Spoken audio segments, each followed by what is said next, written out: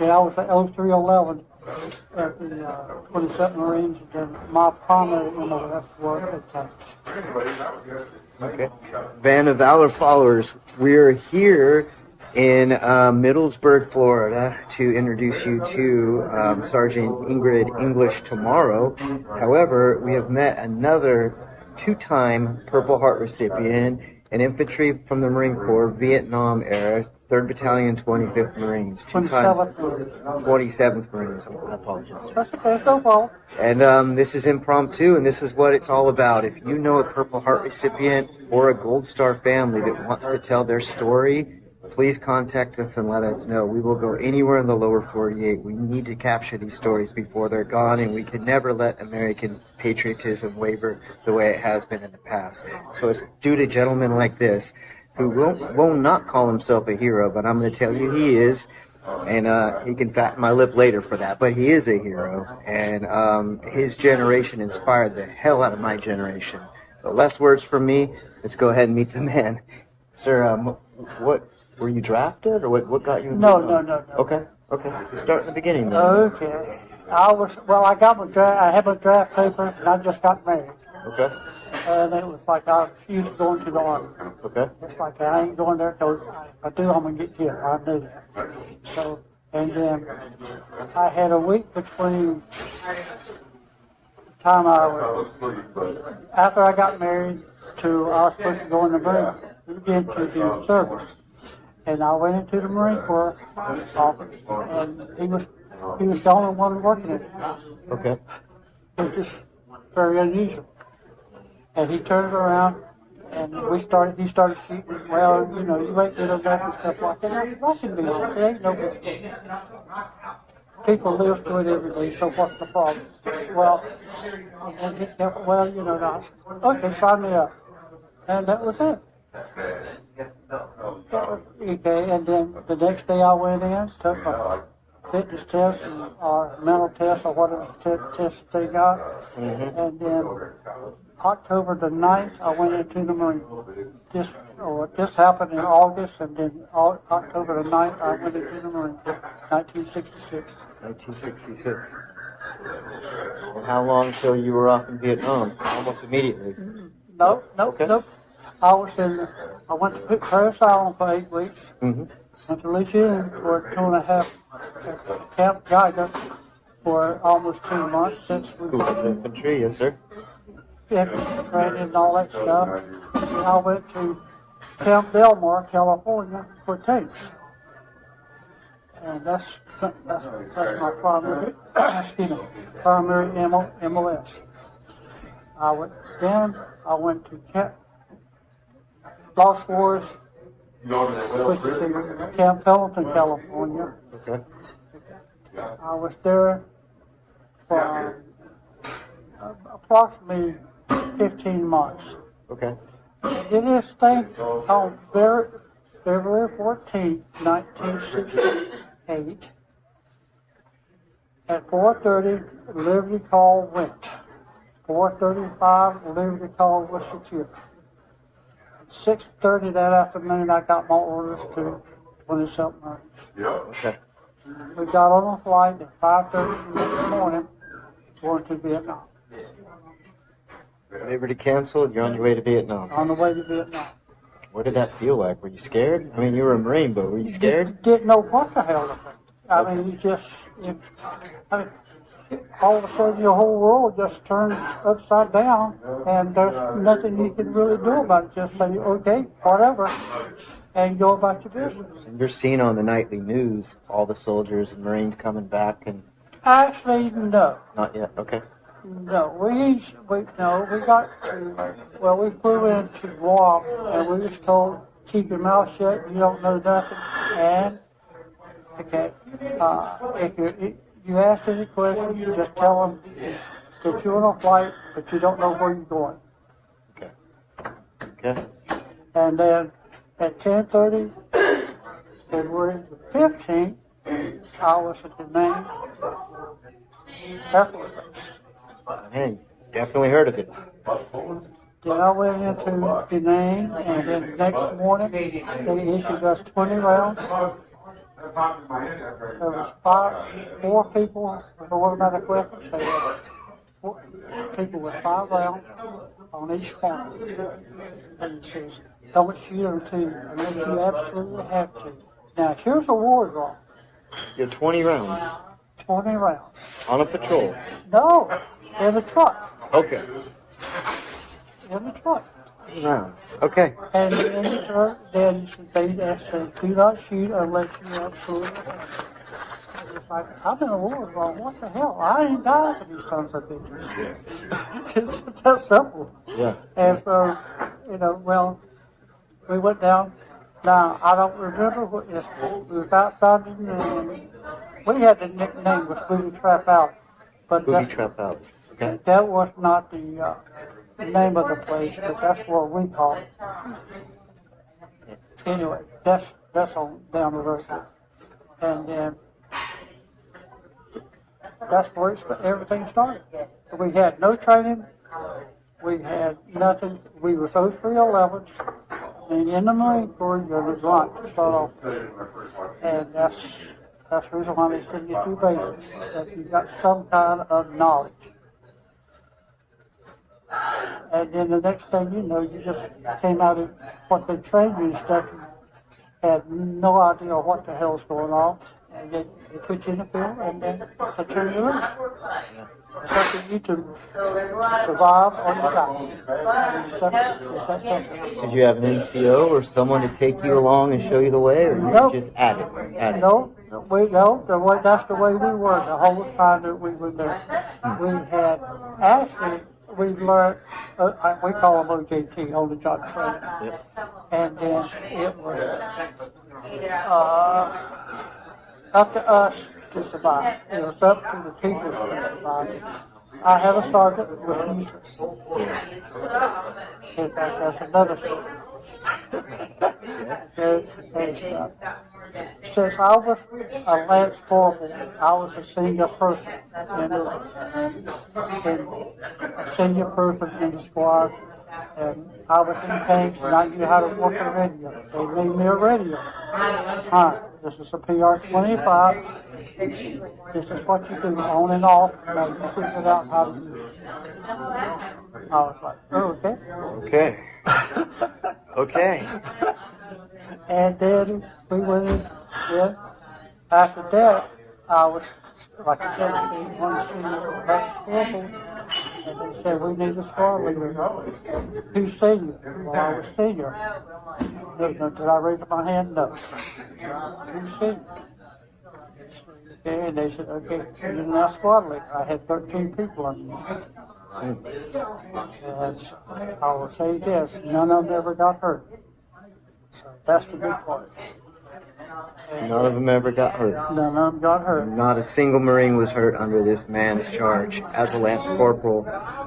As he mentioned with a sergeant that, in his own words, wasn't worth a damn, and we'll hear more later. But this man, none of them got hurt. Let that sink in. But anyway, so we went out on patrols, and we went out usually for 28 days, and then we come in for 2 days, then we go back out. But that was the cycle. And then we just went out to the field and we made patrols during the day and also at night. And then now that's just where it really gets hairy. We was out one night, and just about 6:30. And okay, we told things like that. We got one of the squad leaders come in. We'll talk, give you what you want to do. Mm-hmm. Well, the night before this, we ran into a squad Vietnam. They were soldiers. North Vietnamese. They were soldiers. And I was checking on the people to make sure that they was where they were supposed to be. This is what one of the sergeant's supposed to be doing. Right. But I was doing. And I ain't putting no, it's just the way it was. Yep. Then he turns up and Well, this squad, Vietnam car went right straight through us. I was like, oh my God. And then the next day, I went out, and after they walked through us, I said, let's get the hell out of here, I'm going back. And they said, well, no you can't. I said, the hell I can't, and I'm going to. And, well, went back in, and that's when I was telling you about the sergeant. I refused to go back out with him. He's an idiot, he's going to get somebody killed, and I ain't time for this. So they made him a police sergeant. Okay. But that's the last time I seen him. Okay. And then the next night, we went back out in the field. And this, about, like I said, about around 6:30. And then we went through what we're supposed to do that night. And then we turned around. And this sucker went, they started shooting. It was rounds all over the place. It was, this is honest to God truth. I felt the heat of the bullet go across my nose. It's like, oh my God. But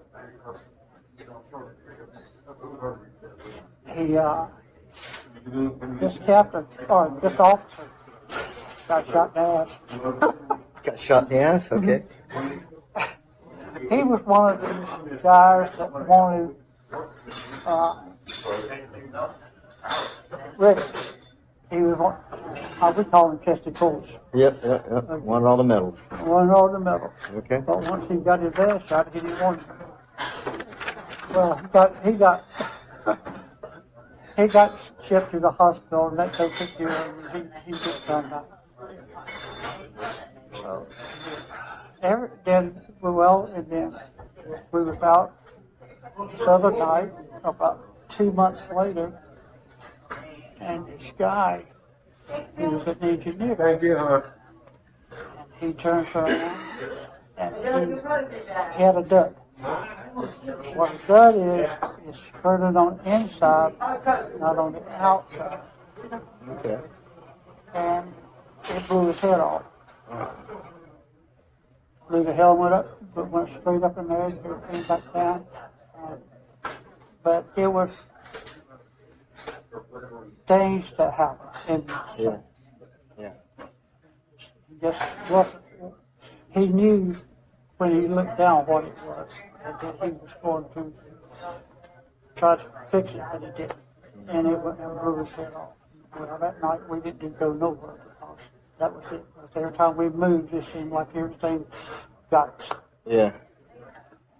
Were you hit that night? No. I was not. I was never. No. I was not. I'll get to that in a minute. Okay. It's kind of funny the way I put it. Okay. And it is funny. This is just what the stuff that we went through and stuff. Daily business in Vietnam. Daily business, every day routine, and you've done what you've done. You've done what you had to do. And you talked about leadership. This other Lance Corporal, later on he got killed. He got shot 27 times before he passed away. And he's taught me everything that this is what you need to do. Pay attention. Because if you don't, you can survive. If you don't, you're not going to survive. Okay? And that's exactly what he did. This was his second tour. So, he was going where I was, he was. Wherever he done, I done. That man was bad. Hard to kill. Yes, 27 times he was shot. Yes, he was. He had a Guamanian wife that was an Oceanside. What was his name? I cannot remember his name. This is an everyday occurrence that people was getting medevac, and they was in and out and stuff like that. And we was a mess anyway because that's the way we were. That's what we went into was. And nobody knew anybody. In fact, I know more people now and I met more people since I've been out than I did when I was in. Or I remember the names. It's a whole different world. Anyway, so now, and then, well, he, like I said, he got his head blew off and stuff. And we went out in the, still out in the field. And, well, where I got my Purple Heart, the first one was, and it was, I think it was March the 7th. I know it's the first week in March, but I don't remember it yet. And we just sitting around BSing, and this black guy, his name was McCloud. And we was talking, and I was walking straight down this, we all were doing it, right straight down this trail. Mm-hmm. And I said, hey, man, give me my damn help. Give me my canteen.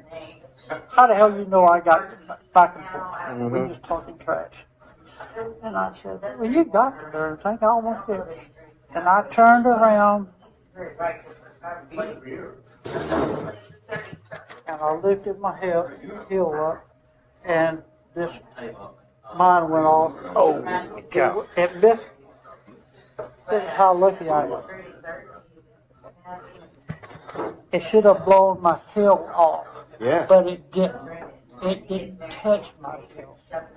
The front was in my legs, my thigh, and my side. That was it. It was like, I said, Yeah. and I turned around, and all I could see was gray. I said, oh my God, not this bad. Yeah, yeah. I thought I was dead. Yep. And then I turned around, I was like, and I see people moving. I said, well, something's good. And I turned around, okay. And I turned back around, I said, everybody's still here, so I'm good. Yeah, yeah. I mean, Oh my goodness. that's exactly what I did. Yeah. And then it's like, I know people, like I said, people don't believe it. It's like, no, that's what I did. Honest to God, I know what I did that way. Mm-hmm. So, anyway, they sent me back to sick bay, and I stayed 3 days. That they wouldn't let me come out because of different things and stuff. So. Pulling out of the shrapnel, probably. Yeah, shrapnel ain't gonna hurt you. It ain't gonna, unless it's a big piece, it's gonna kill I you. got some up here myself. And then, okay. Anyway, it's like I say, and it's like this is a war, like football wounds. Yeah. Your knees is always, Yeah, yeah. And you talk to me, look at this, oh my God. Anyway, Oh goodness. you gotta have a sense of humor. Oh, yeah. Oh yeah. And so, anyway, we went to Gorno Island. Now, Gorno Island was a little island outside, and it was the basin, the training. Now, this is what they came through later. Now, I don't know when we just said, you're going to Gorno Island. We got the chopper took off. It was the training for the NBA if they could really suppress the United States. Okay. This is the big battle that they were built up on and everything else. Mm. And it was hell. It was hell. It had to be 120 degrees, and it was hot. It was hot, and it was crazy. We went in helicopters, and they was bringing them in as fast as they was taking them out. I mean, it was, wow. I mean, this is all within February until March, and April, and May. Now, this is all, okay, this is people that they put together, just put them together and says, go for it. Okay. And now, no, it didn't happen that way. They wouldn't do that. The hell they want. Yeah. So, anyway, I don't argue, whatever. And I see you do television. Okay. Whatever. It's up to you what you want to believe. I really don't give a shit. I believe you. So anyway, we went to Guano Island, and then we was out doing our things and stuff. And we, well, this, like I said, there was one guy got the Russell Medal of Honor. He was from Tennessee. He was from Kilo. Yeah, Kilo Company. Also, on that island, they had a snipers. They were very good with 50 cal. They had a 50 cal mounted, and they would hit you right between the rudder lights. India Company got completely, the highest, well, they got completely annihilated, basically, what we call it. But they had the massive casualties of all of them. Most of them right between the running lights. From the CO on down. Wow. Wow. Yes. And they did not hit below the, they did not, boom, boom, I mean, it was like, get back to it. And it was hell on wheels. I mean, it was just, and that's the only way you could put it. But you know, well, we was out doing our thing one day, and then this Lieutenant Ben here was just a personality, and he said, "Let's go out there, take 4 people, go out there, and you see that cement thing that looked like cement?" I said, "Yeah." He said, "Go out there." I said, "Okay, now what we doing?" They was receiving rounds from outside, from there, and they knew it. So anyway, we got 4 people, and for some ungodly reason, this guy took a liking to me. Hey, did you bring my beer today? And he was, it was like, it was the next. I guess that's a yes. He followed back and forth, up, just like this. Yeah. And then the 5th, well, the 4th, I was like, oh my God, I know now it seems to me what he was doing. He was zeroing in on me. Oh, hell no. No, no, no, no, no. And then I started running. And then, like I said, I made it, and I didn't get wounded or anything. And now this is later on, I was talking to this other guy. He was on the other side of the sucker. He was trying to get the Vietnamese and stuff. But like I said, I didn't know that. I didn't see nobody except him. I didn't know nobody else was in the world except me. Yeah. Oh my goodness. So I was just get the hell out of there. Mm-hmm. And I don't know why I threw my freaking rifle at him. Now, what You did chucked that your do? rifle at him? Yeah, I chucked my rifle at him, but it was a good thing. Yeah. So I started running, and then they said, well, the people was listening, watching me and stuff. He said, every time you pick up your foot, a bullet would go under your foot. I said, I don't know what happened. I'm scared shitless. I'm getting the hell out of Dodge. Yeah. So I came back in, and they said, well, where is this dude? I said, he's right there. He said, well, they got a mortar. They're going to hit a mortar. I mean, a door mortar. They're going to go straight up, straight down, which is almost impossible. Mm-hmm. So they did that. And then when they did that, I got hit in the side with shrapnel. Yeah, yeah. Oh my God, he's hurt. No, I'm not hurt. Yeah. I was pissed. If you're listening, Van of Valor followers, he was hit with shrapnel from a mortar and he wasn't hurt. He was pissed. Some bitch tried to kill me. Oh, yeah. I mean, I was like, oh, hell no. So anyway, so they said, you need to get out of here. So they put me, well, me and this other guy, we went to the hospital. And then we stayed all the next day, then we came back the next night. Now, this is the only thing that kind of bothered me. 6:30 in the afternoon, which everything closed down at 6 o'clock. I was on my way from the dang, but no weapon, with nothing. And how in the hell am I going to get back to my unit? How did you get back to your unit? Well, very simple. I got out, me and this other guy started walking back. Without a rifle. Without a In rifle. Yeah. It's like, what else do you do? Well, Oh my goodness. I don't know. Hopefully grab one off the dead Vietnamese. Well, I was hoping to, like, no, I was worried about, I got my ass out there at Yeah. 5 in the afternoon. So how am I going to get back? I mean, I had nothing. You made it. All of this after being hit with shrapnel. Mm-hmm. Like I said, all I can say at the end. Was there Well- corpsmen to patch you up or anything, or were you still? Oh, no, I was, it Just wasn't nothing. It was just little piece of shrapnel in it. Okay. In fact, I still got it inside. Okay. Yeah. No, it was nothing really spectacular. Or I wasn't hanging out and Yeah. all that stuff. So, anyway, so he found it. Well, like I said, sick me. They found it. I was okay, so they said go.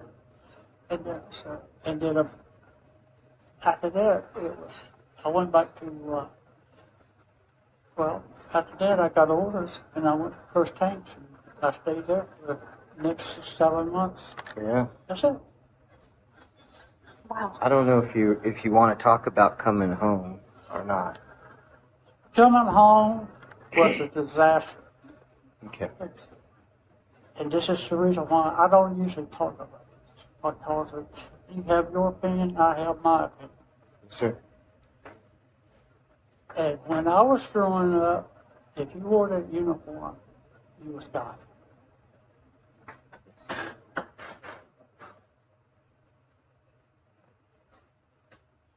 We got off, we flew into LAX, and all hell broke loose. I made my ticket when I was in Okinawa and stuff like that, and everything stood together. This ticket's none and void. This was in Okinawa, and we don't da. I said, you bullshit. Well, me and this ticket agent got into it, and I told him, I said, no, you don't understand something. I'm going to be on that damn plane. Mm-hmm. He says, no, you're not. I have to say so. I said, no, by God, I got to freaking say so. I'm going home tonight, whether I'm going to whip your ass or they're going to lock me up one of the two. Mm-hmm. And luckily I got on the plane. I mean, it was like that. And then, like I said, since then it's been hell. Yeah. It's been one disaster after the other. People, I got out in 1973, and I tried to get a job. Couldn't get a job. Nixon prices came up. That's gas prices. Yeah. And jobs. One day you was working, next day you wasn't, and you had no income. You had nothing to fall back on. Bringing VA wasn't worth a shit. Still ain't, in my opinion. A lot of people feel that way. Well, it's the way it's ran. It's no, so, but that's another thing. It's, I got out of the Marine Corps, and that's the worst thing I ever did in my life. Really. Because I always had an income when I was in service and stuff. I was out, believe it or not, 12 months to the day when I went back in. Okay. I could tell it in the morning. Yeah. And so I went in. I got 15 and a half years. I could retire and just work with just my ass. And that's exactly the way I put it. That's the way I felt. And I don't, you was a baby killer, you was alcoholic, you were a hooligan, you were everything that they could make yourself out of, because that piece of shit right there.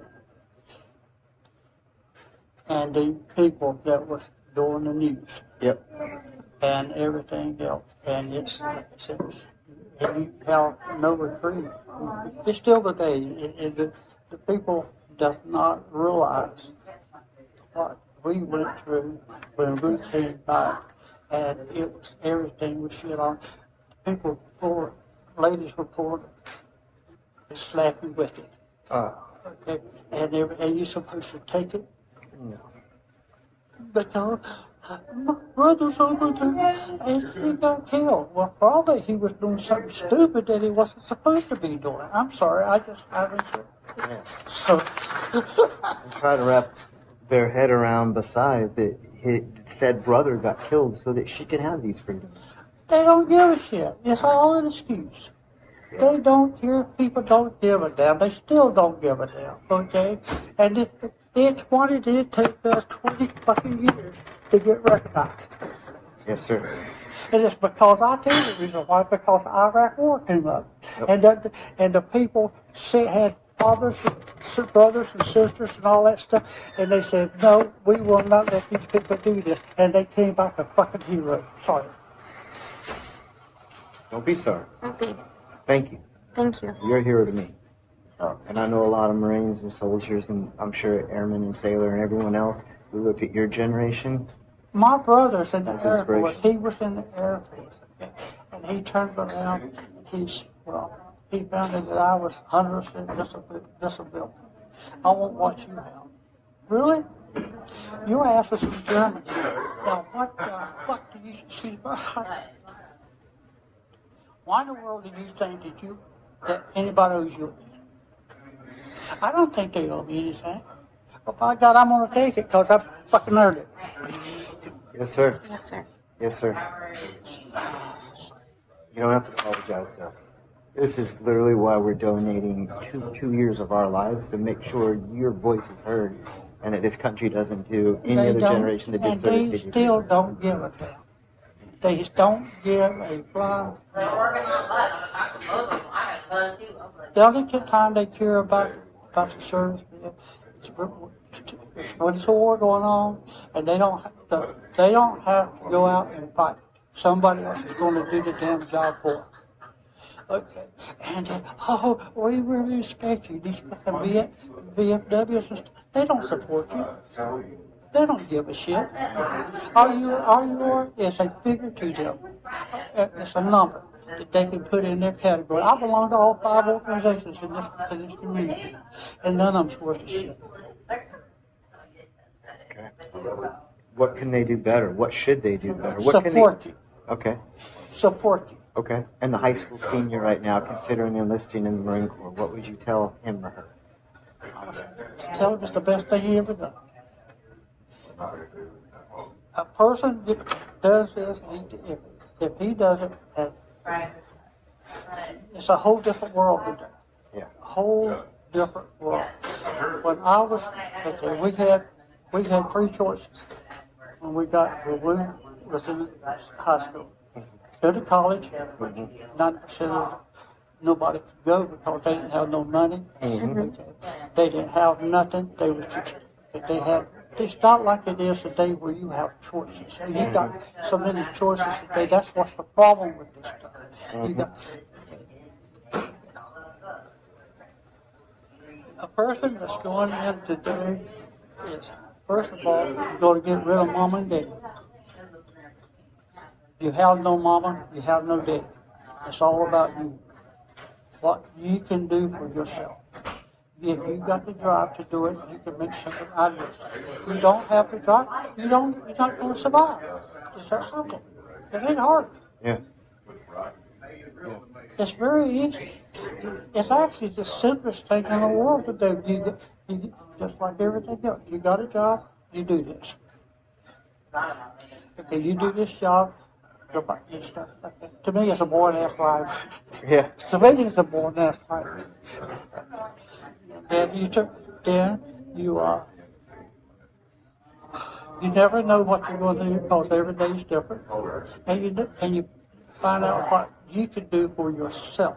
You can make yourself whatever you want to be if you want to do it. The opportunities there.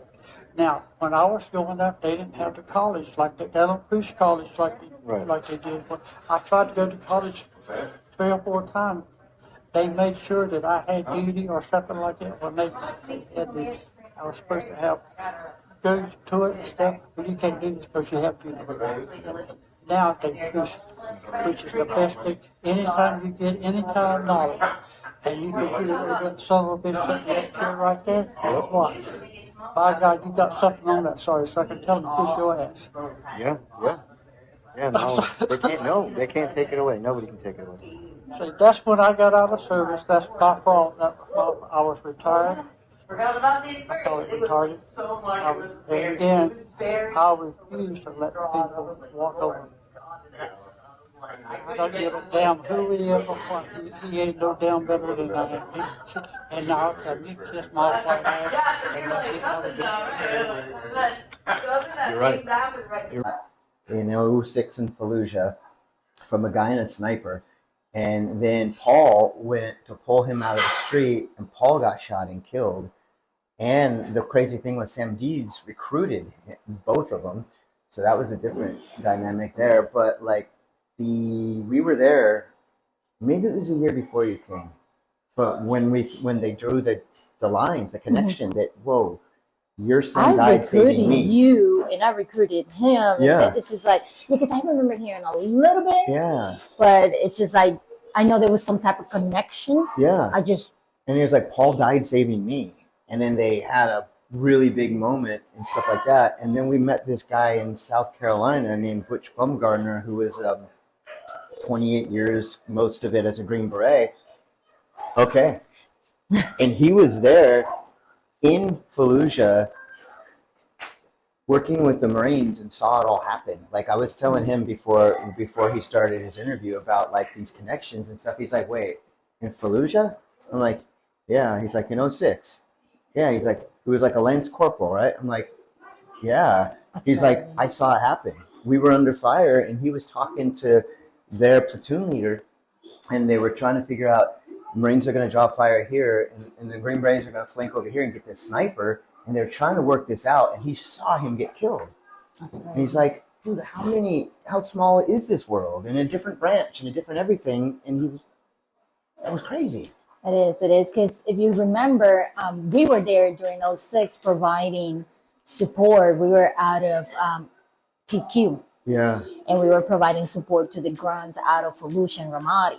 Yeah. We were the logistics support group. Okay. So when Ramadi went down in June, we were their main support. So a lot of the shootings that happened, we were all there. We just didn't know we were all there. That's crazy. Like I ended up meeting a guy named Ajuso later down in 2009, 2010.